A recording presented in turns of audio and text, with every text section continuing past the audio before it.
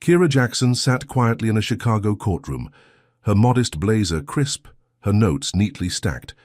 The judge, a stern white man, glared, mistaking her for a bystander. "You, disrupting my court!" he barked, ignoring her protest that she was a Harvard law intern. Humiliated, she was dragged out, a bailiff whispering a chilling threat. This racial misstep would unravel her future. What could Kira do against such injustice? Before we dive in, let us know where you're watching from. If you stand for justice, hit like and subscribe, because tomorrow's episode is unmissable. Kira Jackson stumbled out of the Cook County Courthouse, her heart pounding like a drum in her chest, the sting of public humiliation still burning her cheeks. The late morning sun glared down on Chicago's bustling streets, but it offered no warmth to her shaken spirit. Her modest navy blazer, chosen carefully to project professionalism, felt like a mockery now, clinging to her sweat-dampened skin. Just minutes ago, she had been reviewing case notes for a high-profile defense trial, her first real assignment as a Harvard law intern. Now she was an outcast, ejected from the courtroom by a judge who saw her not as a legal professional, but as a disruption, a nobody. The bailiff's whispered threat echoed in her mind. "You'll regret crossing Judge Grayson." She clutched her leather notebook, its edges worn from months of diligent study, and forced herself to walk toward the law firm where she interned, determined to salvage the day. Each step felt heavier, as if the weight of the judge's words, sharp, accusing, dripping with disdain, had tethered itself to her ankles. She was 21, a rising star with dreams of dismantling systemic inequities, yet in that courtroom her identity had been reduced to a stereotype. The memory of the judge's red face, his finger jabbing the air as he shouted, "Get her out of my court," looped in her mind. Worse, the bailiff's grip on her arm, tight enough to bruise, had felt personal, a silent message that she didn't belong. Kira's breath hitched as she crossed a busy intersection, narrowly dodging a honking cab. She needed to focus, to explain this to her supervisor, to make them see it was a mistake rooted in bias. Surely the firm would back her. They had to. She was their top intern, recruited after a grueling selection process at Harvard, her application. Hearsay on racial disparities, in sentencing earning praise from the partners. But doubt crept in, cold and insidious, whispering that the world didn't always reward merit when your skin was black. By the time she reached the gleaming glass tower of Hammond and Weiss, her resolve felt fragile, like a cracked vase holding water. The receptionist, a middle-aged white woman with a tight smile, barely looked up as Kira swiped her ID badge. The elevator ride to the 17th floor was silent, save for the hum of machinery, and Kira used the moment to smooth her braids, hoping to reclaim some semblance of control. The doors opened to a bustling office, where paralegals darted between cubicles and attorneys barked into phones. Kira's desk, tucked in a corner near the coffee machine, was piled with case files she'd spent weeks annotating. She dropped her notebook and sank into her chair, her hands trembling as she powered on her computer. Before she could compose herself, a shadow fell across her desk. It was Margaret Hensley, her supervisor, a white woman in her 50s with sharp grey eyes and a reputation for demanding perfection. Margaret's lips were a thin line, her arms crossed over a tailored blazer that cost more than Kira's monthly. "Shunt, Kira, my office, now." The words were clipped and Kira's stomach twisted as she followed, feeling the eyes of her colleagues, some curious, some indifferent, tracking her across the room. Margaret's office was a fortress of mahogany and leather, its walls lined with framed degrees and photos of her shaking hands with Chicago's elite. Kira stood before the desk, her hands clasped to keep them steady, as Margaret shut the door with a soft click. "Explain yourself," Margaret said, not offering a seat. Her tone was cold, like a blade slicing through Kira's fragile hope. Kira took a breath, her voice steady despite the chaos in her chest, and recounted the courtroom incident, how she'd been preparing for the trial, how Judge Grayson mistook her for a bystander, how his berating escalated into her ejection. She emphasized her role as an intern, her credentials, the racial undertones of the judge's assumptions. "It was a misunderstanding," she finished, "but it wasn't my fault. He didn't even let me speak. Margaret's expression didn't soften. She leaned back in her chair, tapping a pen against a legal pad. A misunderstanding. Kira, you were removed from a courtroom. That's not a small thing. Clients expect professionalism. And this looks bad. Kira's jaw tightened, but she kept her voice calm. I was professional. The judge assumed I didn't belong because of how I look. That's not on me. Margaret sighed, a sound heavy with skepticism, and Kira felt a chill. Perception matters, Margaret said. I'm pulling you off the case. We can't afford distractions. The words hit like a slap, stealing Kira's breath. She opened her mouth to protest, to argue that sidelining her was unfair, but Margaret raised a hand. This isn't a discussion. Focus on research for now. Prove you can. Handle the pressure. Kira left the office, her ears ringing, the door's soft close behind her sounding like a gavel. Back at her desk, she stared at her computer screen, the words blurring as anger and shame churned inside her. She'd been demoted, her role reduced to busy work, all because a judge couldn't see past her skin. The unfairness clawed at her, but she swallowed it, determined to regroup.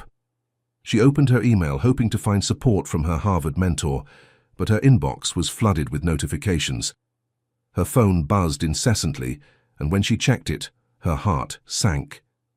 A video had surfaced online, posted to a local news blog with thousands of followers. The grainy footage filmed from the courtroom gallery showed Kira being dragged out, her face twisted in shock as the bailiff manhandled her. The caption read, "Disruptive woman ejected from Chicago courtroom." Comments poured in, each one a dagger. "Typical troublemaker," one read. "She probably deserved it," said another. The racial slurs were worse, vicious and unfiltered, accusing her of playing the victim, of being out of place in a courtroom. Kira's hands shook. As she scrolled, the vitriol multiplying by the minute.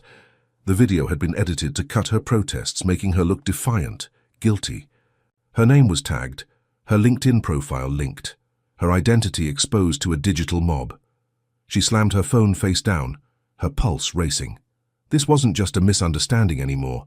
It was a public crucifixion. She tried to focus on work, but her phone buzzed again, this time with a text from an unknown number. "You don't belong here, leave Chicago." Another followed. "Watch your back, girl." The messages kept coming, each one laced with racial venom, some threatening. Violence. Kira's breath came in shallow gasps, her eyes darting around the office, wondering if anyone else could see her unraveling. She deleted the texts, but they burned into her memory, each word a reminder of the world's hostility. She wanted to scream, to demand justice, but who would listen? Her supervisor had already dismissed her, and the online mob was growing hungrier. Kira leaned back in her chair, her mind racing for a way out. She couldn't let this destroy her. She'd worked too hard, sacrificed too much. Nights studying until dawn, scholarships earned through sheer grit, a childhood in Chicago's South Side where dreams like hers were often crushed. She opened a new document on her computer and began drafting a formal complaint against Judge Grayson. She detailed the incident, citing his refusal to let her identify herself, the bailiff's aggression, the racial bias implicit in his assumptions. Her fingers flew across the keyboard, her anger channeling into precise legal prose. This complaint, she told herself, would force accountability. It would show the firm, Harvard, the world that she wasn't a victim but a fighter. She spent hours refining the document, citing legal precedents on courtroom misconduct, her words sharp and unyielding. By late afternoon, she emailed it to the Illinois Judicial Inquiry Board, her heart pounding with a mix of fear and defiance. She leaned back, exhaling, believing she'd taken control. This was her stand, her way to reclaim her dignity. But, as she refreshed her inbox, a new email popped up marked urgent from a colleague she barely knew. "Kira, you need to see this," it read, with a link to a legal news site. She clicked, and her stomach dropped. The article was about Judge Walter Grayson, a titan in Chicago's judicial system, known for his 30-year tenure and iron grip on the city's legal elite. It detailed his connections to politicians, law enforcement unions, even the mayors. office. A quote from a retired attorney called him untouchable, a man who buries his enemies. Kira's mouth went dry. The article mentioned his reputation for swift retaliation against critics, with stories of lawyers disbarred, whistleblowers silenced. She reread her complaint, now sitting in the judicial board's inbox, and realized what she'd done. She hadn't just challenged a judge, she'd declared war on a giant. Her phone buzzed again, another anonymous text. "You think you're smart? Grayson knows your name." Kira's hands trembled, the weight of her decision crashing down. She'd thought filing the complaint would be her salvation, a step toward justice. Instead, it had painted a target on her back, one that a man like Grayson wouldn't ignore. The office around her hummed with oblivious chatter, but Kira felt alone, trapped in a storm she'd unwittingly unleashed. She closed her laptop, her mind racing with what Grayson might do next, and whether she had the strength to face it. Kira Jackson woke to the sound of her phone vibrating against the nightstand, the screen glowing with notifications that hadn't stopped since she filed her complaint against Judge Walter Grayson. It was 3 days since that reckless act of defiance, and Chicago's humid summer air clung to her skin as she sat up in her South Side apartment, the weight of her decision pressing harder than ever. Her modest studio, once a sanctuary of law books and ambition, now felt like a cage, its walls closing in with every anonymous threat that pinged her inbox. The viral video of her courtroom ejection had ballooned to 1 million views. Its comment, "Section a cesspool of racial venom accusing her of stirring trouble, of not knowing her place." She rubbed her eyes, exhaustion carving lines into her 21-year-old face, and checked her phone. Another text from an unknown number. "You're done, Kira. Grayson owns this city." Her pulse quickened, but she shoved the fear down, refusing to let it root. She'd filed the complaint to reclaim her dignity, to expose the judge's racial bias, but now she wondered if she'd lit a fuse she couldn't snuff out. Could she really take on a man whose name carried weight in every corner of Chicago's legal world? She dressed quickly, choosing a simple blouse and slacks, her Harvard Law ID badge tucked into her bag as a reminder of who she was, not a victim, but a fighter. The law firm Hammond and Weiss awaited, though her role there had shriveled to menial tasks since Margaret's reprimand.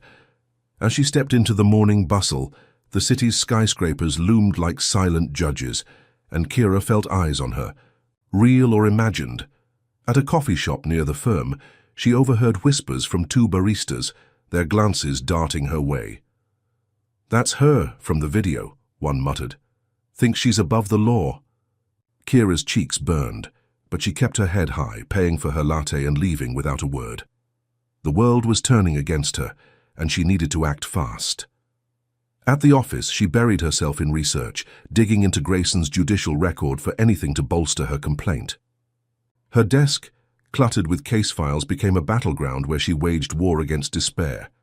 Hours later, a notification popped up on her screen, a news alert that stopped her cold. The Illinois Judicial Inquiry Board had launched an investigation, not into Grayson, but into her.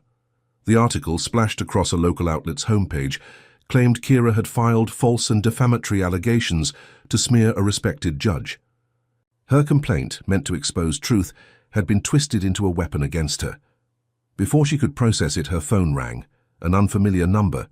She answered, her voice steady despite the knot in her stomach. "Miss Jackson, this is Detective Harlan, Chicago PD," a gruff voice said. "We need you at the station. Now." Kira's heart sank. The police. For what? She grabbed her bag, her mind racing as she took the L train to the precinct, its rattling cars amplifying her dread. The station was a fortress of concrete and fluorescent lights, its air thick with tension. Detective Harlan, a white man with a buzz cut and a scowl, met her in a cramped interrogation room. "You're in deep, Miss Jackson," he said, tossing a file onto the table. "Filing a false complaint against a judge? That's a crime." Kira's jaw tightened, but she kept her tone calm, loyally. "My complaint wasn't false. Grayson humiliated me because he assumed I didn't belong in his courtroom. That's racial bias, and I have a right to call it out." Harlan leaned forward, his eyes narrowing. You're calling a 30-year veteran a racist? You, a kid fresh out of college?" Kira bristled at kid, but before she could respond, the door burst open. Two uniformed officers entered, one holding a laptop. They played the courtroom video, pausing on her shocked face, and Harlan jabbed a finger at the screen. "This doesn't look like bias. Looks like you disrupted a trial and got what you deserved." Kira's hands clenched under the table, but she held his gaze. "I was doing my job, asked the defense team. I'm an intern on the case." Harlan smirked, closing the laptop. "We did. They said you're off the case. Sounds like even your own people don't trust you." The words stung, a reminder of Margaret's betrayal, but Kira refused to break. She left the station with a warning to drop the stunt or face charges, her mind reeling. Back at her apartment, the atmosphere had shifted. Her neighbors, once friendly, now avoided her, their whispers audible through thin walls. "She's trouble," one said, loud enough for Kira to hear as she unlocked her door. The viral video had poisoned her community, painting her as a liar, a rabble-rouser. A note slipped under her door read, "Go back where you came from," the words scrawled in angry red ink. Kira's chest tightened, but she tore the note to shreds, her resolve hardening. She needed ammunition, proof that Grayson wasn't untouchable. Late into the night she scoured public records, her laptop screen casting shadows across her face. She found what she was looking for, a pattern of complaints against Grayson, all from Black or Latino attorneys, all dismissed or buried. One case stood out, a Black prosecutor demoted after challenging Grayson's biased rulings. Another mentioned a paralegal who'd quit after intimidation. The pattern was clear. Grayson crushed anyone who dared defy him, especially if they weren't white. Kira's pulse raced as she compiled the evidence, her fingers trembling with a mix of fear and excitement. This could change everything. But as she saved the file, a knock at her door startled her. It was after midnight, too late for visitors. She peered through the peephole, seeing Daniel, a junior associate from the firm, his face tense.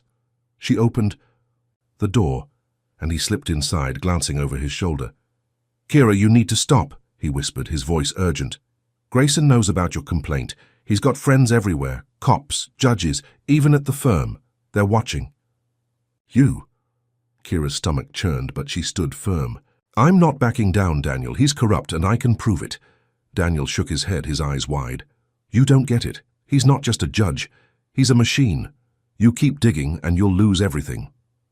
He left as quickly as he'd come, his warning echoing in the silence. Kira sat frozen, the weight of Grayson's power sinking in. Could she really fight a man who controlled the city's pulse? But giving up wasn't an option. She thought of her mother, who'd worked double shifts to send her to college, of her own dreams to reshape a broken system. She opened her laptop. Again, her resolve steeling. If the firm and the police wouldn't help, she'd go to the press. She found contact info for Lena Carter, a journalist at the Chicago Beacon known for exposing corruption. Kira drafted an email attaching her evidence, Grayson's complaint history, the courtroom video, her own account. "This is bigger than me," she wrote. "Please help." She hit send, her heart pounding, believing Lena's platform could amplify her voice, force accountability. As the email confirmation popped up, she exhaled, a flicker of hope igniting. She'd taken a stand, and soon the world would know the truth. Or would it? If you believe Kira's fight against systemic bias deserves to be heard, drop a number. 1 in the comments, smash that like button, and subscribe to join her journey. What do you think? Can one young woman topple a giant like Grayson, or is she in over her head? And here's the real question. What happens when the man she's challenging strikes back with everything he's got? Kira Jackson sat on the edge of her sagging couch, her laptop screen casting a pale glow across her darkened Chicago apartment. It was 2 days since she'd emailed Lena Carter, the journalist she'd pinned her hopes on, with evidence of Judge Walter Grayson's corruption. Her phone, silenced after relentless threats, lay beside her, its screen black. The city outside hummed with late-night traffic, but inside, Kira's world was a storm of anticipation and dread. She'd handed Lena everything. Complaints against Grayson, the courtroom video, her own testimony of racial bias. If the Chicago Beacon published her story, It could shift the tide, expose the judge's pattern of crushing black professionals. She refreshed her inbox, her heart leaping at a new email from Lena. "Meet me tomorrow, 8 a.m. Millennium Park. We need to talk." Kira exhaled, a flicker of hope cutting through her exhaustion. Lena's reputation for fearless reporting was legendary. This meeting could be her lifeline. She barely slept, her mind racing with visions of Grayson's downfall, of reclaiming her name. By 7, she was dressed in a crisp white blouse and slacks, her Harvard Law ID tucked into her purse like a talisman. Millennium Park buzzed with early joggers and tourists, the bean's silver curves glinting in the morning sun. Kira spotted Lena near the Crown Fountain, a petite woman in her 40s with sharp eyes and a notepad. "Kira?" Lena's voice was brisk, professional. Kira nodded, forcing a smile despite the knot in her stomach. They sat on a bench, and Kira recounted her ordeal. The courtroom humiliation, the viral video, the police interrogation, Grayson's history of targeting minorities. Lena scribbled notes, her face unreadable. "This is big," she said finally. "I'll need to verify your evidence, but if it checks out, we'll run it." Kira's shoulders relaxed, the weight of isolation lifting. She handed Lena a USB drive with her files, believing she'd found an ally. "Thank you," she said, her voice thick with gratitude. Lena nodded and left, promising to follow up. Kira walked home, her steps lighter, the city's clamor feeling less hostile. She dared to imagine the headline, "Judge's Corruption Exposed by Young Intern." But hope, she'd learn, was a fragile thing. That afternoon her phone buzzed with a news alert. Her heart stopped as she read the headline on the Chicago Beacon's website. "Harvard Intern's False Claims Against Judge Spark Controversy." The article, penned by Lena Carter, twisted Kira's evidence into a smear campaign, claiming she'd fabricated the complaints to gain notoriety. It quoted anonymous sources, Grayson's allies, Kira realized, calling her unstable, a liar. Her USB files, meant to expose truth, were dismissed as doctored. Kira's knees buckled, and she sank to the floor, her breath shallow. Lena had betrayed her, handing her evidence to Grayson's network.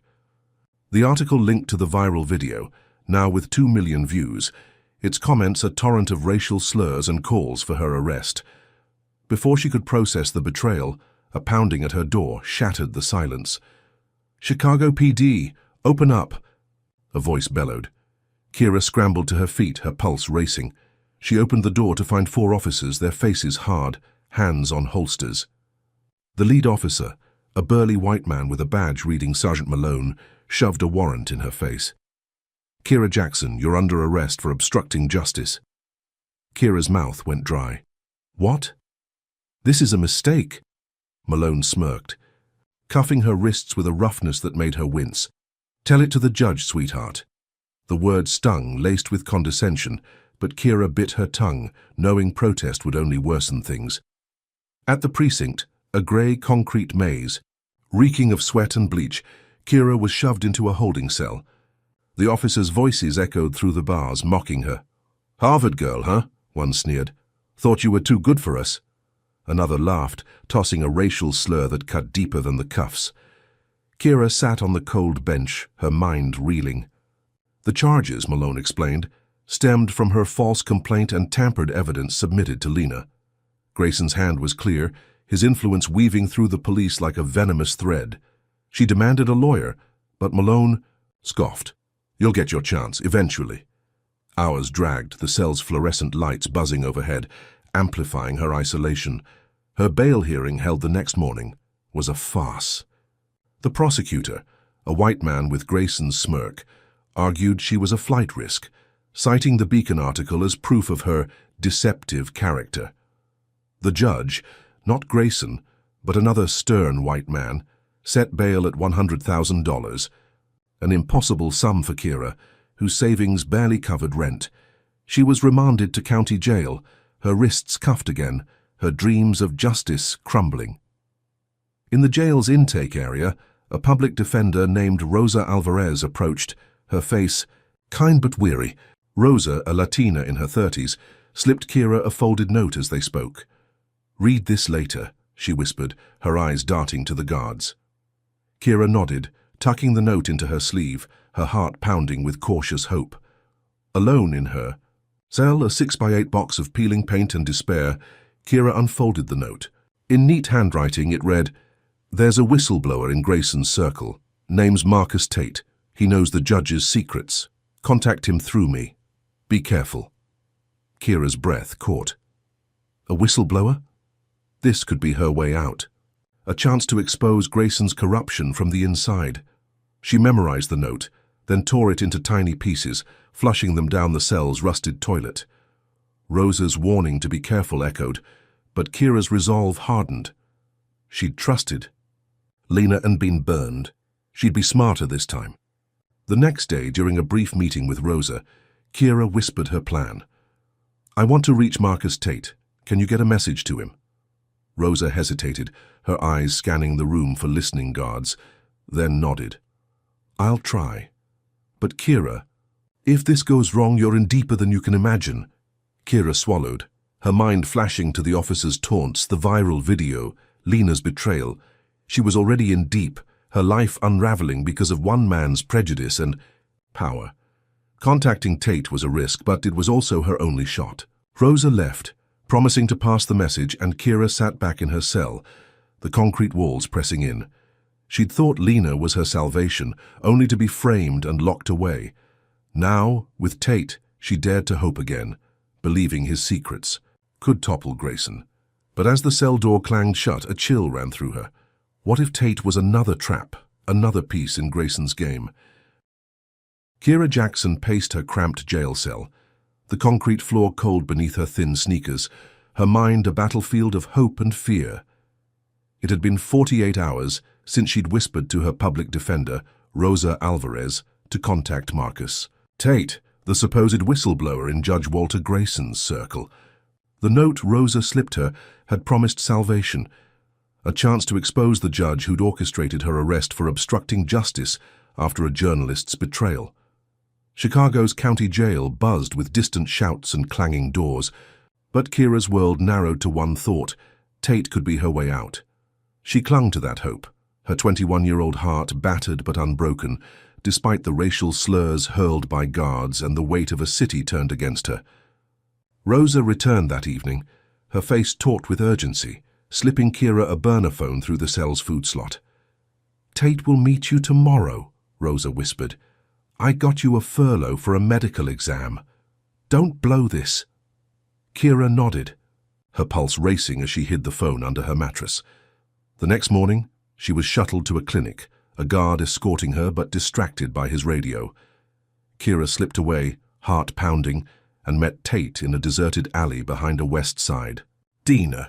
He was a wiry black man in his 30s, his eyes darting like a hunted animal's. "You're Kira?" he asked, voice low. She nodded, her voice steady despite the chill in her bones. "You said you know Grayson's secrets. Tell me." Tate glanced around, then leaned in, speaking fast. "He's been rigging cases for years, targeting black lawyers who challenge him. I've got names, dates, payoffs, but I need your story to make it stick." Kira hesitated, Lena Carter's betrayal still raw, but Tate's urgency felt real. She recounted her courtroom humiliation, the viral video, the fabricated charges, her voice cracking with rage at Grayson's racial bias. Tate nodded, scribbling notes, then handed her a card with an email address. "Send me everything you've got, we'll bury him." Kira left, her chest lighter, believing she'd found a true ally. But as she returned to jail, a sinking feeling gnawed at her. Had she trusted too quickly? That night, alone in her cell, she used the burner phone to email Tate her evidence, her fingers trembling with defiance. By morning, her hope shattered. A guard tossed a tablet through the bars, its screen blaring a news headline: "Harvard intern caught in extortion plot against judge." Kira's breath caught as she watched a grainy audio clip, her voice twisted to sound like she was demanding money from Grayson to drop her complaint. The recording made by Tate in that alley had been edited to paint her as a criminal mastermind. The news anchor, a white woman with a smug tone, called Kira a disgrace to her prestigious education. Social media exploded. The viral courtroom video now paired with the audio, racking up millions of views. Comments flooded in, laced with racial venom. "She's a thug in a blazer," one read. "Lock her up for good," another demanded. Kira's hands shook, the tablet slipping to the floor. Tate wasn't a whistleblower, he was Grayson's pawn, another knife in her back. The betrayal cut deeper than Lena's, a wound that bled trust. Before she could process it, her cell door swung open. A guard, his badge glinting, barked, "You've got a call." In a stark visitation room, Kira picked up the phone, expecting Rosa. Instead, it was Margaret Hensley, her supervisor at Hammond & Weiss. Margaret's voice was ice. "Kira, you're fired. This extortion nonsense is the last straw. We can't have our name tied to you." Kira's throat tightened, but she forced out, "It's not true. Grayson framed me." Margaret sighed, dismissive. "Save it for court. Good luck." The line went dead, and Kira's world shrank further. Hours later, another blow landed. An email from Harvard's internship program informed her that her position was under review, citing ethical concerns based on the audio. Her dream of a legal career, built on years of sacrifice, teetered on collapse. Back in her cell, Kira curled into a ball, the weight of isolation crushing her. But the worst was yet to come. That evening, a guard warned her of a disturbance outside the jail. Kira peered through a narrow window, her heart sinking. A crowd of protesters, egged on by the media frenzy, gathered, their signs vicious. "No justice for liars."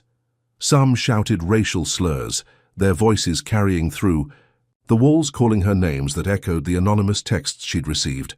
One protester, a white man with a megaphone, yelled, "You don't belong in our courts." Kira turned away, tears burning her eyes, but rage surged beneath her despair. She wasn't done fighting. Grayson had taken her job, her reputation, her freedom, but he wouldn't take her will.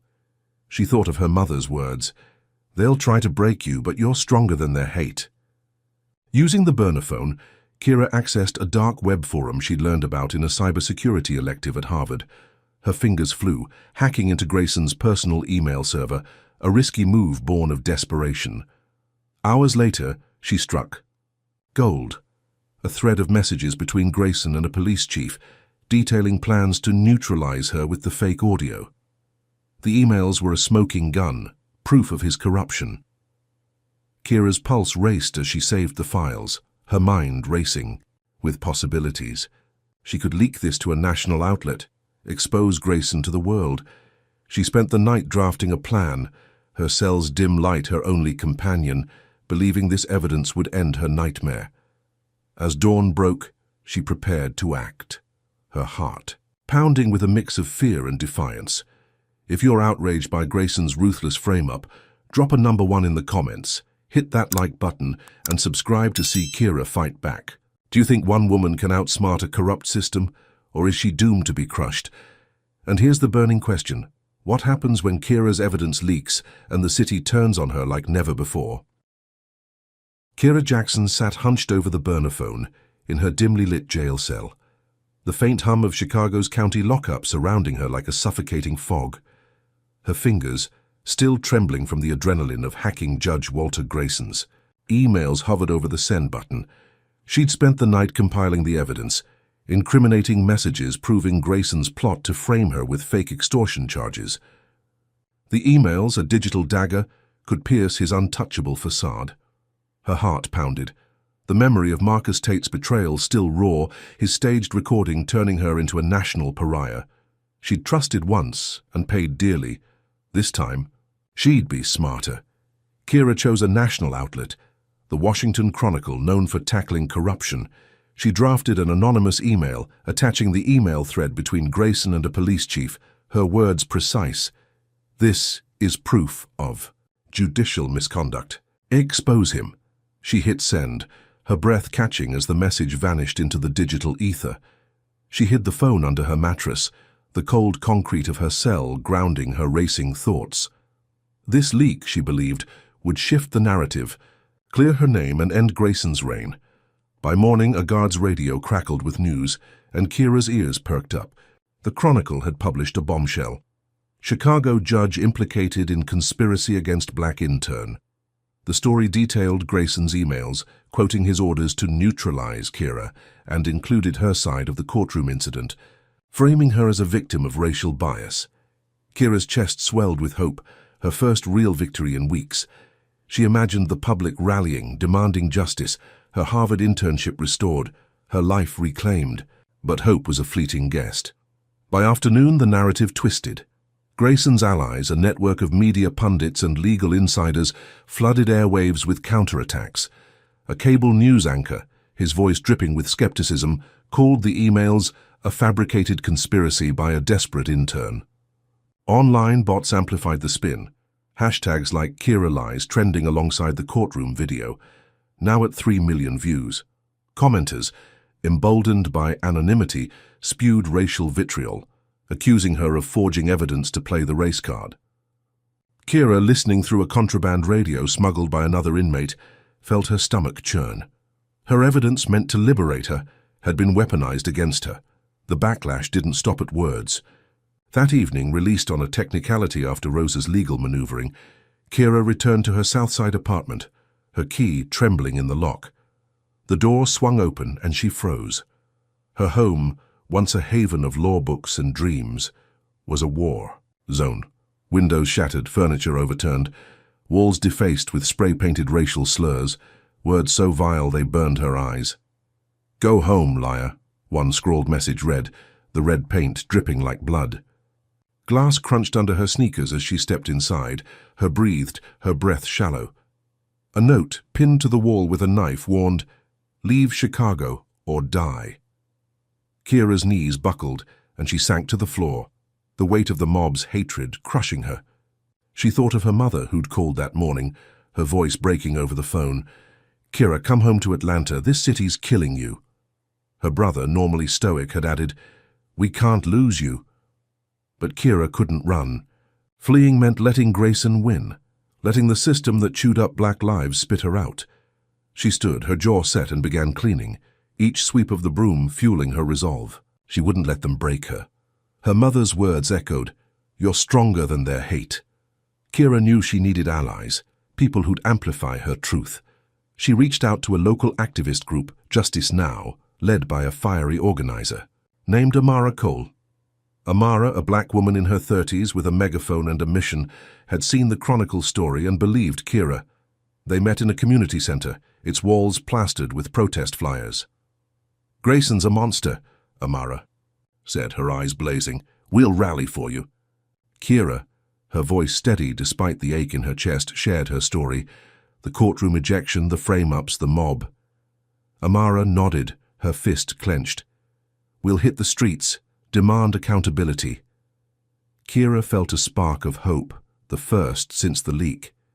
She spent days with Justice Now, planning a protest outside City Hall, crafting signs that read, "Justice for Kira," and "End judicial corruption."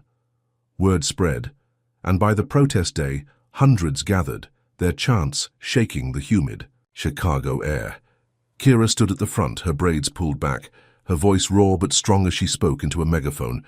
"I'm Kira Jackson, and I won't be silenced. Grayson tried to destroy me because I'm black, because I dared to fight, but we're here together and we'll win." The crowd roared, their energy electric, cameras flashing from local news crews. Kira's heart soared.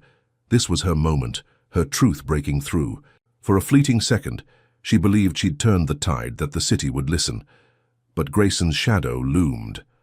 As the protest swelled, police in riot gear appeared, their batons gleaming, faces hidden behind shields. Without warning, they charged, tear gas canisters hissing, batons swinging. Kira ducked as a canister landed near her, her eyes burning, her throat raw. Protesters screamed, scattering, some bloodied by blows. Amara grabbed Kira's arm, pulling her behind a dumpster. "They're Grayson's dogs," Amara spat, coughing through the gas. Kira's chest heaved, her hope shattered by the chaos. The police, faces blank, arrested dozens, their radios crackling with orders. Kira, hiding, saw a news van capture the violence, but she knew how it'd be spun. Riot erupts at Kira Jackson protest. Her moment of triumph, Her stand for justice had been crushed by the same system that framed her. As the tear gas cleared, Kira and Amara slipped away, her sneakers pounding the pavement, her mind racing. She'd rallied a movement, but Grayson's power was a hydra. Cut one head and two grew back. Could she keep fighting when every step forward led to a harder fall? Kira Jackson crouched behind a dumpster, her lungs burning from tear gas. The roar of the shattered protest fading into Chicago's night. Amara Cole, her activist ally, gripped her arm, whispering, "We gotta move." The City Hall protest, meant to expose Judge Walter Grayson's corruption, had collapsed under a police onslaught, batons and gas turning hope into chaos. Kira's sneakers pounded the pavement as they fled, her heart hammering, the memory of her leaked emails, proof, Ferv Grayson's frame-up, now buried under headlines screaming riot erupts. She'd rallied hundreds, her voice soaring through a megaphone, but Grayson's machine had struck back, painting her as a criminal. As they rounded a corner, blue lights flashed, and a police van screeched to a halt. Officers spilled out, their shouts sharp, their guns drawn. "Kira Jackson, you're under arrest," one bellowed, his voice cutting through the humid air. Kira froze, her hands raised, Amara's pleas drowned out by the officer's commands. They charged her with inciting a riot, the cuffs, biting into her wrists as they shoved her into the van. Her mind raced, replaying the protest's fervor, the crowd's chants, the police's unprovoked attack. This was Grayson's doing, another trap to silence her. At the county jail, the same concrete maze where she'd been framed for obstruction, Kira faced a new gauntlet. Guards, their badges glinting under fluorescent lights, targeted her with venom. "Back so soon, Harvard?" one sneered, his voice thick with racial disdain. Another, a wiry man with a cruel grin, muttered a slur as he patted her down, his hands lingering too long. Kira's jaw clenched, her 21-year-old spirit battered but defiant. She was strip-searched, her dignity stripped alongside her. Clothes. The guards' laughter echoing in the sterile room. Locked in a cell block with dozens of women, Kira kept her head down, her braids tucked under a scarf, her eyes scanning for threats. The air reeked of sweat and despair, the walls scarred with graffiti. Sleep was impossible, the guards' taunts piercing the night. "You thought you could take on Grayson? Stupid girl." Her mind churned, the weight of her choices, leaking. Emails rallying protesters, pressing down. Had she pushed too far? On her third day, a new inmate, a black woman named Tanya, slid onto the bench beside her in the mess hall. Tanya, in her late 20s, had sharp eyes and a guarded smile. "Heard about you," she said, her voice low. "The judge's girl. I know stuff about Grayson." Kira's pulse quickened, but she stayed wary. Marcus Tate's betrayal still, a fresh wound. "What kind of stuff?" she asked, her tone measured. Tanya leaned in, her words barely audible over the clatter of trays. "He's got deals with gangs, takes bribes to let their leaders walk. I was a courier for one. I'll spill if you help me." Kira's eyes narrowed. "Help how?" Tanya explained. She needed Kira to testify against a gang leader, Dion. Carter in a drug case, claiming Kira had overheard a deal in jail. In return, Tanya would hand over evidence of Grayson's ties to the underworld. Kira hesitated, her legal instincts screaming trap, but her options were dwindling. Solitary loomed if she didn't act, and Grayson's grip tightened daily. "Okay," she said finally, her voice steady. "I'll testify." Tanya grinned, promising to arrange a meeting with her lawyer. Kira felt a flicker of hope, believing Tanya's evidence could topple Grayson. The next day, she met Tanya's lawyer, a slick white man named Vince, in a visitation room. Vince coached her testimony, feeding her details about Dion's alleged deal. Kira memorized them, her mind racing with the promise of Grayson's exposure. At the hearing, a cramped courtroom packed with reporters, Kira took the stand, her voice clear as she recounted the overheard deal. The prosecutor nodded, satisfied, but something felt off. The judge, a Grayson ally, smirked too knowingly. Hours later, the truth hit like a freight train. Tanya wasn't a courier, she was Grayson's operative, planted to ensnare Kira. The sea. Testimony, broadcast live, had been manipulated to implicate Kira in Dion's drug ring, painting her as a co-conspirator. News outlets ran with it, headlines screaming "Intern's gang ties exposed." The courtroom video, now at 4 million views, merged with clips of her testimony, social media erupting with racial slurs and calls for life imprisonment. Kira's stomach dropped as guards dragged her from the courtroom, their grips bruising, their laughter cruel. "You're done, girl," one hissed, shoving her into solitary confinement. The cell, a 5x7 box of damp concrete, swallowed her. No windows, no sound, just the flicker of a dying bulb. Kira sank to the floor, her breath ragged, the weight of Grayson's trap crushing her. Her job, her Harvard dreams, her freedom, gone. The protesters' slurs, the mob's vandalism, the police's batons all paled against this isolation. She thought of her mother's voice, urging her to flee, but running wasn't an option now. Grayson had outplayed her, his power a suffocating web. But Kira's spirit flickered, refusing to die. She scratched at the cell's grime, her mind racing for a way out. During a rare bathroom break, she slipped a folded note to a sympathetic inmate, a woman who'd whispered about justice now. "Tell Amara Cole I'm alive," Kira wrote, her handwriting shaky. "Need help." The inmate nodded, tucking the note away, and Kira returned to solitary, her heart pounding. She'd trusted Tanya and been burned, but Amara was different, a warrior who'd stood by her. This message, smuggled through the jail's shadows, was her last lifeline. As the cell door slammed shut, Kira leaned against the wall, her breath steadying. Grayson thought he'd won, but she wasn't finished. Could one desperate note spark a rebellion, or had she played her final card? If you're raging at Grayson's cunning trap, drop a number 1 in the comments, smash that like button, and subscribe to see Kira's next move. Do you believe one woman can rise from solitary to fight a corrupt titan, or is her spirit finally broken? And here's the real question. What happens when Kira's plea for help reaches the outside, and the cost of resistance grows deadlier? Kira Jackson sat in the suffocating darkness of solitary confinement, the damp concrete walls of her Chicago cell pressing in like a vice. The flickering bulb above cast jagged shadows, mirroring the chaos in her 21-year-old mind.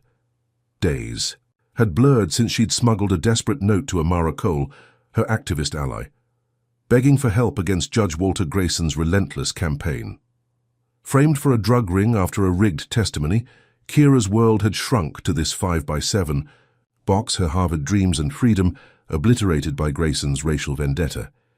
The note, passed through a sympathetic inmate, was her last spark of hope, a plea for justice now to rally for her release. She clung to Amara's fiery spirit, the memory of their City Hall protest, crushed by police batons, fueling her resolve. But hope, she'd learned, was a cruel tease. Outside, in Chicago's humid streets, Amara received Kira's note at Justice Now's community center, her hands trembling as she read the scrawled words, "I'm alive. Need help." Amara's eyes blazed, her resolve hardening. Kira, a young black woman targeted for daring to challenge a corrupt judge, was more than a cause. She was a sister in the fight. Amara rallied her team, their voices echoing in the center's cluttered office. "We're hitting the streets," she declared, her megaphone-ready voice unwavering. "Kira's in solitary because Grayson's scared. We'll make him regret it." They planned a massive rally outside the county jail, spreading word through flyers and social media, the hashtag #ThemonFreeKira gaining traction. By the next day, thousands gathered, their chants shaking the city's concrete heart. No justice, no peace, free Kira Jackson. Signs bobbed above the crowd, demanding Grayson's resignation, cameras capturing the swelling tide. Amara led the charge, her voice booming through a bullhorn, recounting Kira's ordeal, the courtroom ejection, the frame-ups, the racial slurs scrawled on her walls. The crowd roared, their energy a beacon Kira couldn't see but felt in her bones. For a moment it seemed Chicago might listen, the rally's momentum pressuring city officials to review Kira's case. But Grayson's machine never slept. Hours after the rally began, a smear campaign erupted. Local news outlets, fed by Grayson's allies, ran exposés on Amara, accusing her of embezzling Justice Now funds and fabricating Kira's story for clout. Doctored bank records surfaced online, painting Amara as a fraud. Social media, already a battleground for Kira's reputation, turned on Amara, with trolls and bots amplifying the lies. Amara scam trended alongside racial slurs. The same venom that had dogged Kira now aimed at her ally. Protesters, confused by the headlines, began to waver, some peeling away from the rally, their signs drooping. By evening, the crowd had dwindled to hundreds, the rally collapsing under the weight of Grayson's lies. Amara, bombarded by hate, mail and death threats, stood alone at the jail's gates, her bullhorn silent, her spirit cracking. That night, unable to bear the betrayal and loss, Amara took her own life, a note beside her reading, "I tried for Kira." The news reached Kira 2 days later, smuggled by the same inmate who'd carried her message. The woman, her face etched with grief, whispered through the cell's food slot, "Amara's gone. She couldn't take it." Kira's knees buckled, her breath a ragged gasp. She sank to the floor, tears streaming down her face, the bulb's flicker mocking her pain. Amara, her rock, her voice in the storm, was dead because of Grayson's cruelty. The rally, meant to free her, had cost Kira her fiercest ally, the weight of that loss heavier than the concrete walls. She thought of Amara's laughter, her unyielding belief in justice, now silenced forever. The guards' taunts, laced with racial venom, echoed louder in her mind, their slurs a reminder of the system that chewed up black lives. Kira's fists clenched, her nails digging into her palms. Grayson had taken everything, her job, her reputation, her freedom, now Amara.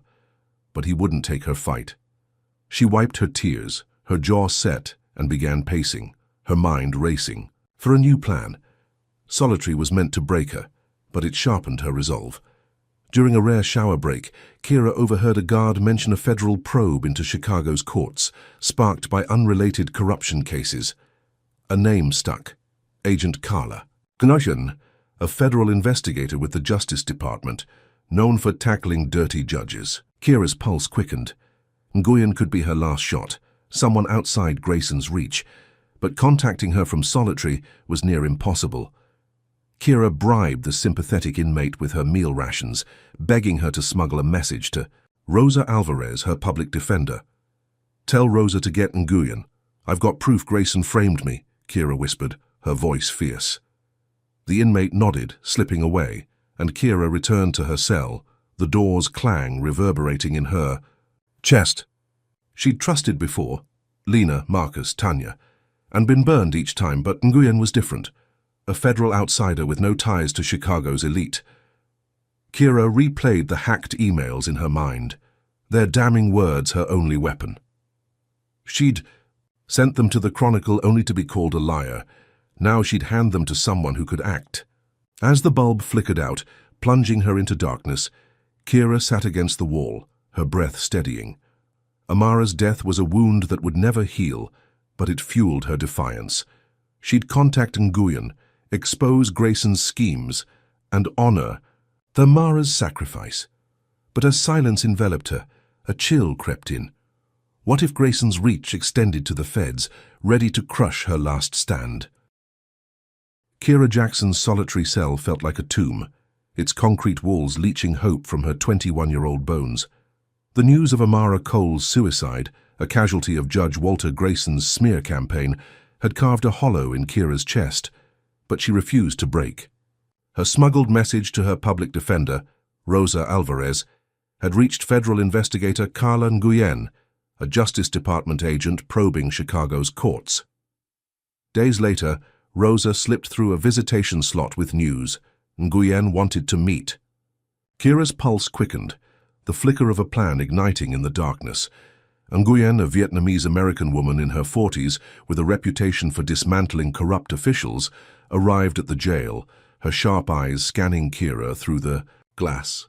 "I've seen your evidence," Nguyen said, her voice clipped but steady. "Grayson's emails, the frame-ups, it's enough for a sting. We'll wire you, catch him admitting to the setup." Kira's breath caught, the promise of a federal Operation a Lifeline after weeks of betrayal. She nodded, her voice hoarse but firm. I'm in. Nguyen outlined the plan.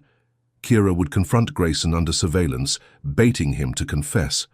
The prospect was terrifying, but Kira's rage at the courtroom ejection, the drug ring frame, Amara's death outweighed her fear. 2 days later, Rosa secured Kira's release on a technicality, a clerical error in her drug charge paperwork.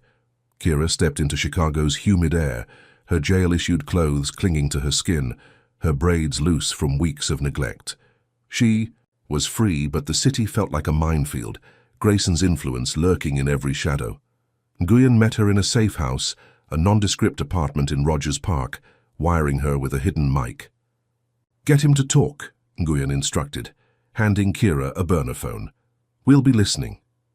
Kira memorized the plan, her heart pounding with a mix of dread and defiance. She believed Nguyen's sting could end Grayson's reign, restore her name, honor Amara. But Grayson's web was vast. As Kira prepared to contact Grayson, posing as a desperate intern seeking a deal, the sting unraveled. Grayson's allies in the FBI, tipped off by a mole, sabotaged the operation. They leaked a doctored video to the press, showing Kira allegedly offering Nguyen a bribe to drop the case. The footage pieced together from jail visitation clips was a lie, but it spread like wildfire. News channels blared. Corrupt intern attempts to bribe federal agent. Kira's face, gaunt from solitary, was plastered across screens, her name now synonymous with scandal. Social media, at 5 million views of the courtroom video, erupted with fresh racial slurs, calling her a thug lawyer who'd betrayed justice. Before Kira could reach Grayson, federal marshals stormed the safe house, their boots thundering, guns drawn. Kira Jackson, you're under arrest for bribery, one shouted, cuffing her with bruising force. Nguyen, stunned, protested, but the marshals dismissed her, citing irrefutable evidence. Kira's mic was ripped off, her burner phone confiscated, her hope gutted. At the federal detention center, a sterile fortress of glass and steel, Kira faced a new nightmare. The charges, carrying a 7-year sentence, were a death knell for her Harvard dreams. Guards mocked her, their voices dripping with racial venom. Thought you were slick, huh? Back where you belong. Kira sat in her cell, her mind reeling. The sting's collapse, another of Grayson's traps. She'd trusted Nguyen, believed in federal justice, only to be framed again. Her cellmate, a quiet woman serving time for fraud, slipped her a contraband tablet during a rare rec hour. Check this, the woman whispered, nodding at the screen. Kira, her hands trembling, opened a cached file from her earlier hack into Grayson's emails, one she'd overlooked in her rush to leak to the Chronicle. It detailed a secret meeting at a downtown penthouse where Grayson planned to shred evidence of his schemes. The date was tomorrow, the address a high-rise owned by a Grayson crony. Kira's pulse raced, a reckless plan forming. This meeting was her last chance to catch Grayson red-handed. She memorized the details, then wiped the tablet, her mind racing. Escape was insane, but staying meant defeat. During a chaotic shift change, Kira exploited a guard's distraction, slipping a bobby pin from her braids to pick her cell's lock, a trick learned from a Harvard criminology seminar. She moved silently, heart pounding, through a service corridor, dodging cameras. The detention center's alarms hadn't sounded yet, but time was slipping. She climbed a ventilation shaft, her hands slick with sweat, and emerged in a loading dock, the night air hitting her like a slap. Kira ran, her sneakers pounding asphalt, the penthouse's address burned into her mind. She'd confront Grayson, expose his crimes or die trying. Every ally, Lena, Marcus, Amara, had fallen, but Kira's spirit burned brighter in the dark. As she vanished into Chicago's shadows, a question lingered. Could one woman outrun a city's wrath? Or was she running to her doom? If you're cheering Kira's daring escape, drop a number 1 in the comments, hit that like button and subscribe to see her fight on. Do you think she's crazy to face Grayson alone, or is her courage unstoppable? And here's the real kicker. What happens when Kira crashes Grayson's secret meeting and the stakes turn deadly? Kira Jackson's sneakers slapped against Chicago's rain-slicked streets. her breath ragged as she sprinted through the night, the city's skyline a jagged threat overhead. She'd escaped federal custody hours ago, picking her cell's lock. With a bobby pin and crawling through a ventilation shaft, her 21-year-old body pushed to its limits. The address from Grayson's hacked email, a penthouse in a loop high-rise, burned in her mind. Judge Walter Grayson was there, shredding, evidence of his schemes to frame her, and Kira was determined to catch him. Her jail-issued clothes clung to her sweat-soaked skin, her braids loose and tangled, but her resolve was iron. Every betrayal, Lena's lies, Marcus's trap, Amara's death, had led to this moment. She'd expose Grayson or die trying. The E. High-rise loomed, its glass facade reflecting the city's neon glow. Kira slipped through a service entrance, her heart pounding, the memory of federal marshal's cuffs still fresh. She rode a freight elevator to the 40th floor, her stolen burner phone ready to record. The penthouse door was ajar, voices leaking out, Grayson's sharp and commanding mixed with others, tense and deferential.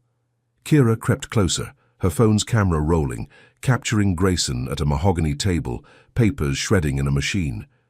"Jackson's finished," he said, his voice cold. "The bribery charge sticks and her evidence is gone." A crony, a balding man in a suit, nodded. "The feds are ours. She's a fugitive now."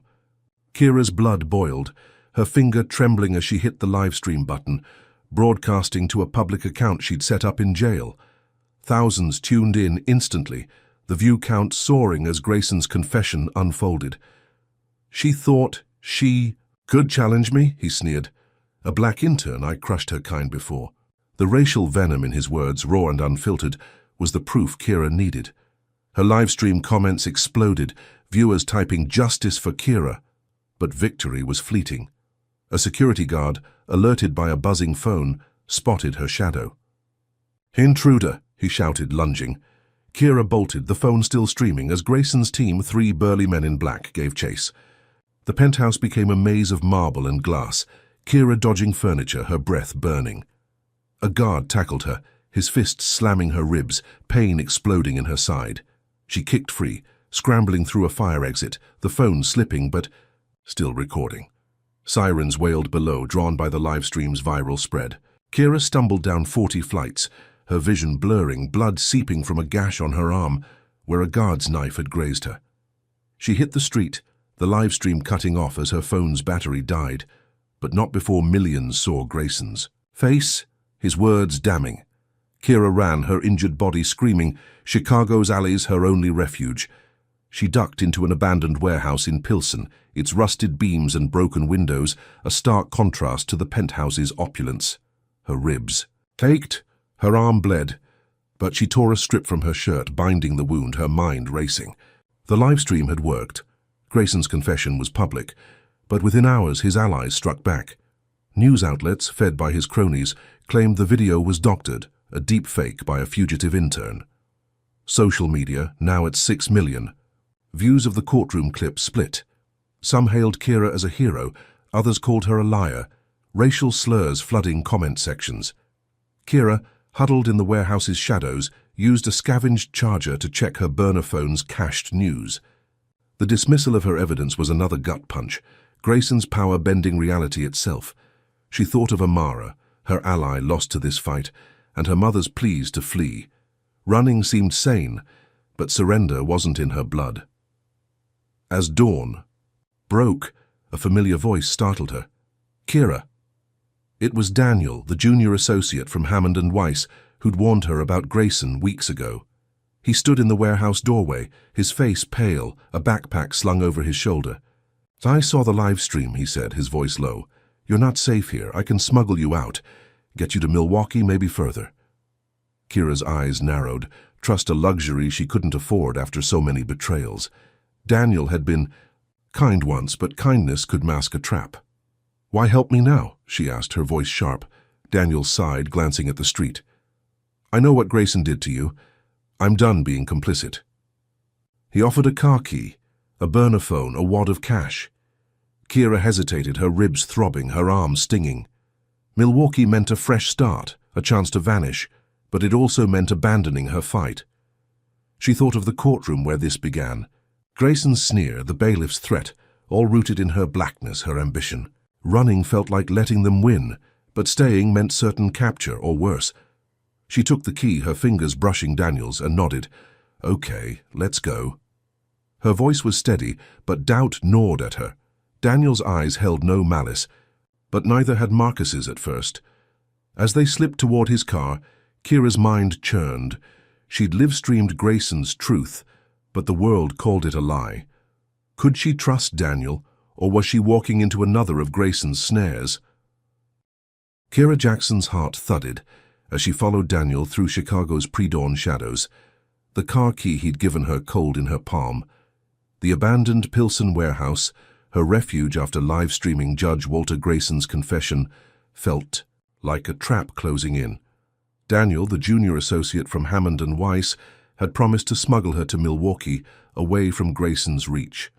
Her ribs ached from the penthouse brawl, her arm stung from a knife gash. But Kira's 21-year-old spirit clung to survival. She'd trusted Daniel's earnest eyes, his claim of guilt over Grayson's crimes, but doubt gnawed at her. Every ally, Lena, Marcus, Amara, had burned her. Could Daniel be different? They reached a rusted sedan parked in an alley, its engine idling softly. "Get in," Daniel said, his voice tight, glancing at the street. Kira hesitated, her hand on the door, the memory of Grayson's security team chasing her through the high-rise flashing in her mind. She slid into the passenger seat, her body tense, the car's stale air heavy with mistrust. Daniel drove, his knuckles white on the wheel, navigating Chicago's maze of backstreets. "We'll hit the highway soon," he muttered, but his eyes darted to the rearview mirror too often. Kira's instincts screamed danger, her legal training kicking in. Watch for tells, question motives. "Why Milwaukee?" she asked, her voice calm but probing. Daniel's jaw twitched. "It's far enough, you can disappear." His answer was too vague, too rehearsed. Before she could press, headlights flared behind them, a black SUV accelerating fast. Kira's stomach dropped. "Daniel, who's that?" she demanded, her voice sharp. He didn't answer, his face paling as the SUV rammed their bumper, jolting them forward. Kira's hand gripped the door, realization crashing in. Daniel wasn't her savior, he was her Judas. The SUV forced them off the road into a deserted lot, gravel crunching under the tires. 3 men spilled out, their faces masked, guns gleaming under streetlights. Daniel killed the engine, his voice shaking. "I'm sorry, Kira. They made me."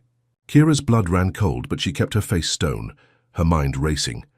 Grayson's thugs sent to silence her for good. The lead thug, a hulking figure with a scar across his cheek, yanked her door open, dragging her out. "You've caused enough trouble," he growled, his breath sour. "Time to end this." Kira's eyes darted, assessing 3 against 1, armed, no witnesses. The scar-faced thug zip-tied her wrists, his grip bruising, and shoved her toward a warehouse. Its windows boarded, the air thick with dust. Inside, a single bulb swung, casting eerie shadows.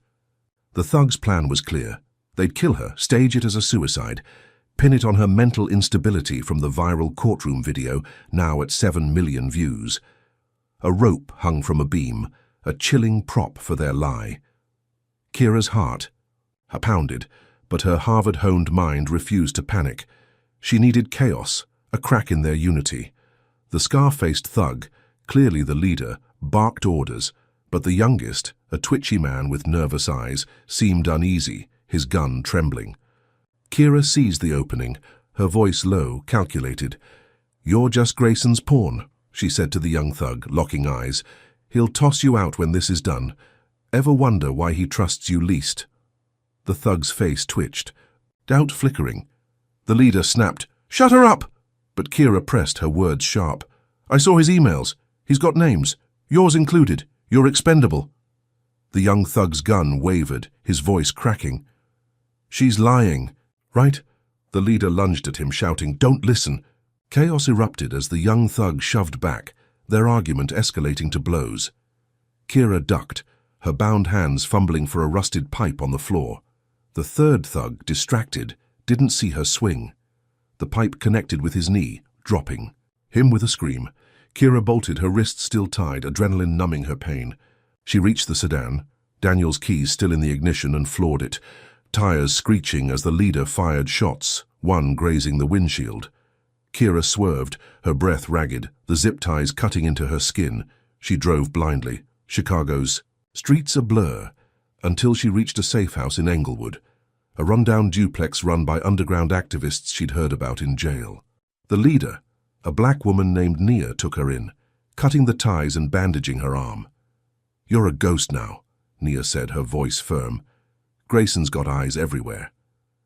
Kira nodded, her ribs throbbing, her mind replaying the ambush. The safe house, filled with maps and burner phones, was a fortress for the hunted, but Kira felt no safety. She checked a scavenged laptop, her live stream from the penthouse still circulating, though Grayson's allies kept calling it fake. Her name was poison, racial slurs flooding every platform. The public split between her defenders and detractors.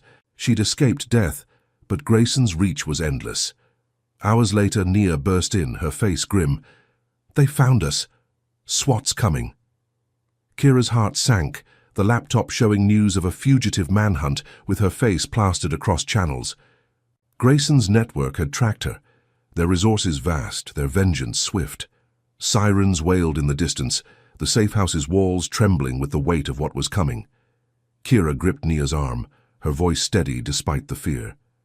"We fight, or we run." Nia nodded, handing her a flashlight.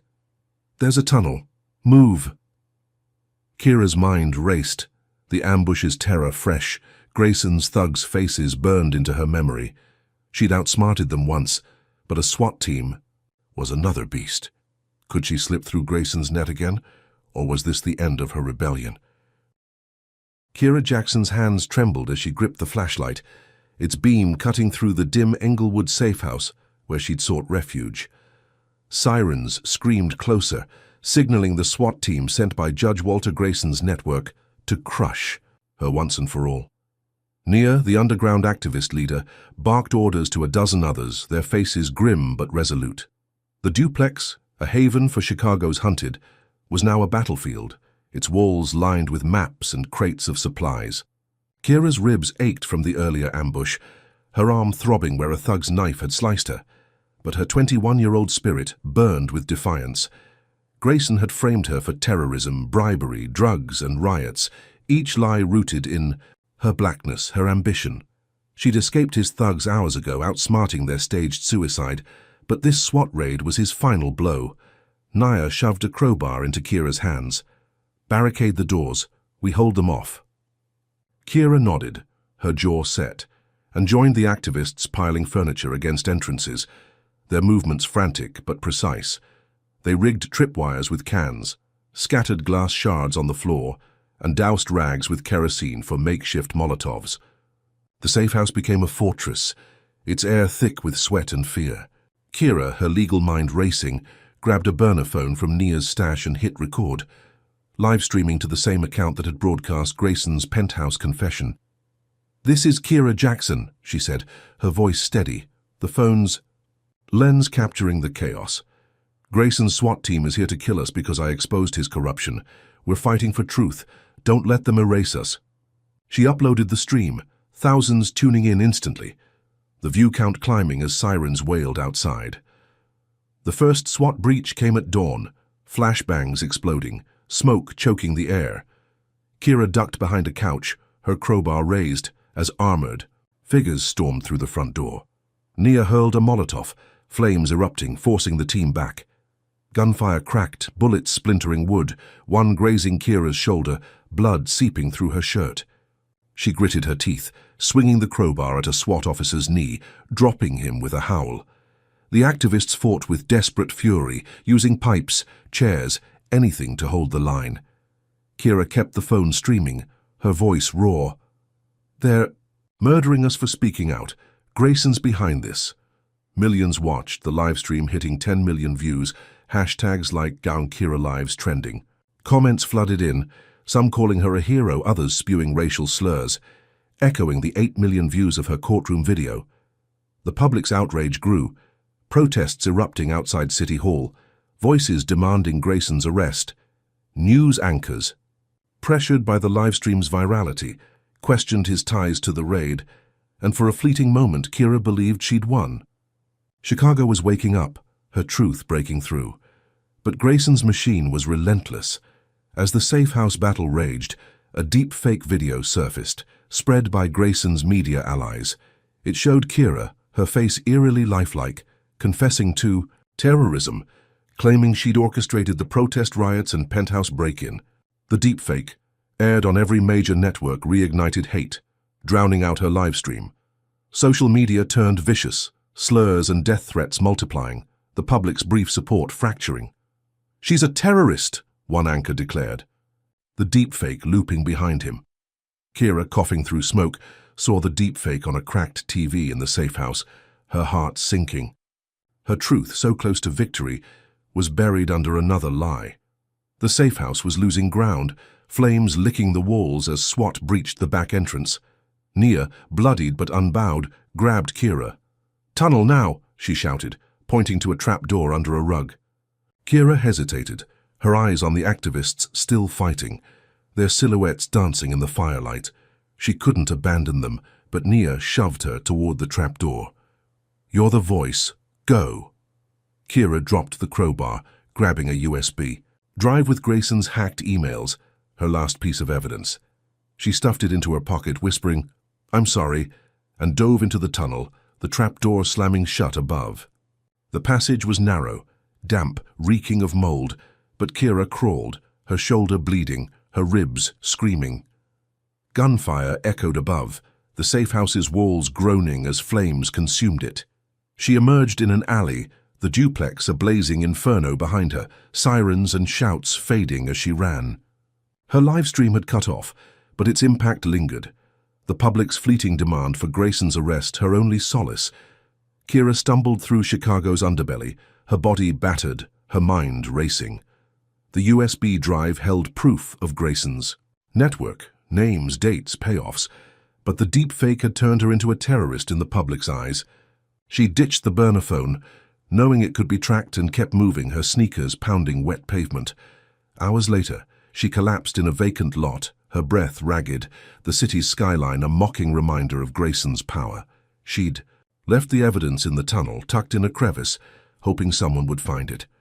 The SWAT raid, the deepfake, the fire, it was all Grayson, his racial vendetta unending.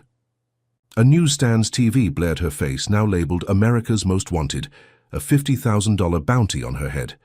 Kira's chest tightened, the weight of her fugitive status crushing. She'd fought with everything, hacks, protests, live streams, but Grayson's lies kept winning. Her mother's voice echoed, urging her to flee, but where could she go?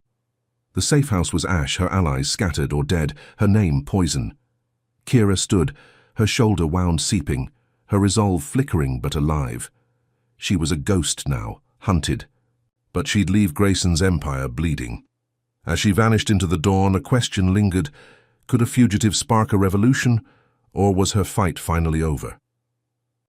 Kira Jackson crouched in the shadows of a small Illinois town, her breath misting in the chilly April air. The weight of her fugitive status, a constant ache. Weeks had passed since the Inglewood safe house burned, her desperate live stream exposing Judge Walter Grayson's SWAT raid to millions. She'd escaped through a tunnel, leaving a USB drive with Grayson's hacked emails, proof of his corruption, in a crevice, hoping it would outlive her. Chicago's manhunt had driven her here, to Pontiac, a speck of a place 90 miles south, where cornfields stretched under a gray sky. Her face, plastered on every news channel as a terrorist, with a $50,000 bounty, forced her to move like a ghost. Her braids were gone, cropped close to her scalp, her 21-year-old frame hidden in a thrift store hoodie. The courtroom ejection that started this nightmare, Grayson's racial sneer, felt like a lifetime ago. Her ribs still throbbed from the penthouse brawl, her shoulder scarred from a SWAT bullet, but Kira's spirit clung to defiance. She'd lost everything, her Harvard internship, her family's trust, Amara's life. But she wouldn't let. Grayson's lies bury her truth. Hiding in a boarded-up diner, Kira scavenged a burner phone from a dumpster, its cracked screen her only link to the world. She checked news sites, her heart racing, expecting more deepfakes or bounties. Instead, a headline stopped her cold. Chicago judge arrested in corruption scandal. Grayson's mugshot, his face pale and defiant, stared back. The article detailed his indictment, spurred by an anonymous USB drive found in Englewood's ruins, her USB drive. It exposed his network, cops, media, FBI moles, all implicated in framing Kira for crimes from bribery to terrorism. Raids had dismantled his empire, arrests rippling through Chicago's elite. Kira's live streams, her hacked emails, had ignited a fire the public couldn't ignore. Despite Grayson's deepfake calling her a terrorist, protests swelled. Hashtags like Kira was right, trending past 10 million, drowning out the 9 million view courtroom video. Her chest tightened, a mix of relief and disbelief. Grayson was down, his power shattered. She'd won against all odds. But victory tasted bitter.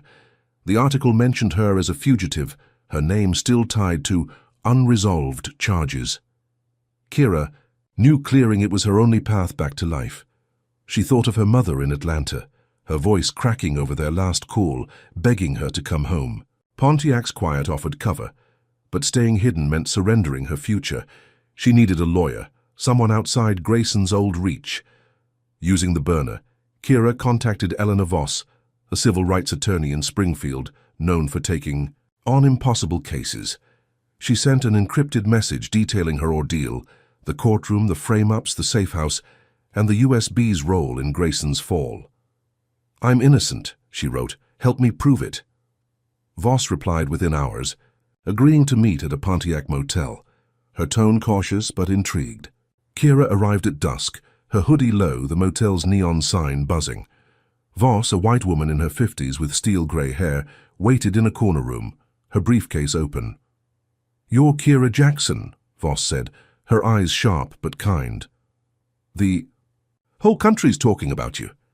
Kira sat, her hands trembling, and recounted her story, the judge's racial bias, the viral lies, Amara's death, the SWAT raid.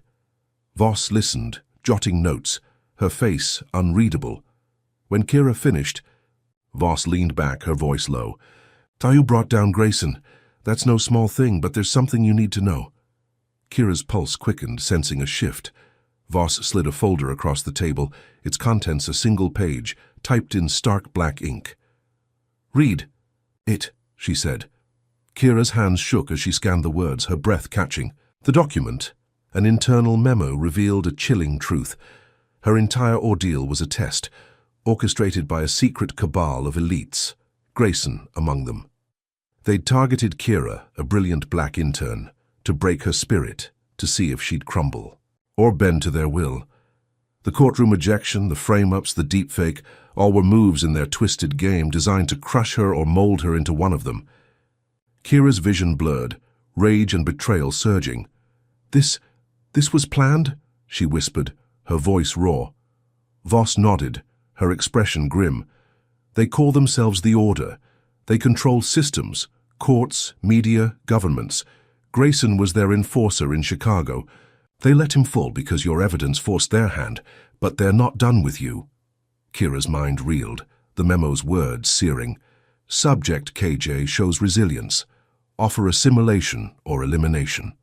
Voss's voice cut through, her shock. "They sent me to make the offer. Join them, Kira. They'll clear your name, give you power, courts, wealth, influence. Say no and you'll run forever." Kira's fists clenched, the motel's walls closing in. The Order had torn her life apart, killed Amara, hunted her like prey, all to test her. She thought of her mother's sacrifices, her own dreams to fight injustice, now mocked by this cabal's game. Grayson's sneer in that courtroom, the racial slurs on her walls, the SWAT team's bullets, they weren't just hate. They were calculated. Kira stood, her voice steady, her eyes blazing. "Tell them I'd rather die than join their poison." Voss sighed, unsurprised. "They'll come for you, Kira. You can't expose them. They're everywhere." Kira's jaw set, her resolve diamond hard. "I'll find a way they don't own me." She grabbed the memo, tucking it into her hoodie, and slipped out the door, the motel's gravel crunching under her sneakers. Pontiac's streets were silent, the night swallowing her as she vanished, a ghost with a vow. She'd expose the order. No matter the cost, her evidence and live streams a spark for others to carry. Grayson was down, but the cabal loomed, their power vast, her fate a question mark. As Kira melted into the darkness, one truth held. She'd never bow, but could. She outrun a shadow that owned the world? Kira Jackson's journey in A Spark in the Courtroom unveils profound truths about resilience against systemic racism. Her ordeal, sparked by a judge's racist misjudgment, reveals how power structures weaponize prejudice to silence the marginalized. Kira, a black Harvard intern, faced relentless frame-ups, betrayals, and violence, yet her defiance against Judge Grayson and the shadowy cabal teaches us that courage can outshine even the darkest oppression. The story exposes the brutality of racist systems, courts, media, police, designed to crush voices like Kira's, showing that justice is often a battle, not a guarantee. Her refusal to join the cabal, despite their offer of power, underscores the importance of integrity over complicity. Kira's fight, costing her ally Amara's life and her own freedom, highlights the personal toll of challenging injustice, urging us to honor those who resist despite the odds. The twist, that her suffering was a test, reveals how deeply entrenched racist elites manipulate lives, yet Kira's vow to expose them proves hope persists in resistance. We learn to question narratives, seek truth beyond headlines, and support those targeted by racist agendas. Kira's ambiguous fate challenges us to act, ensuring her spark ignites change. What racist barriers have you seen in your community, and how can you fight them? Drop a number 1 in the comments if you're inspired by Kira's stand. Like, subscribe, and share to amplify her truth. Thank you for joining this journey. May you find strength to confront injustice with unwavering resolve.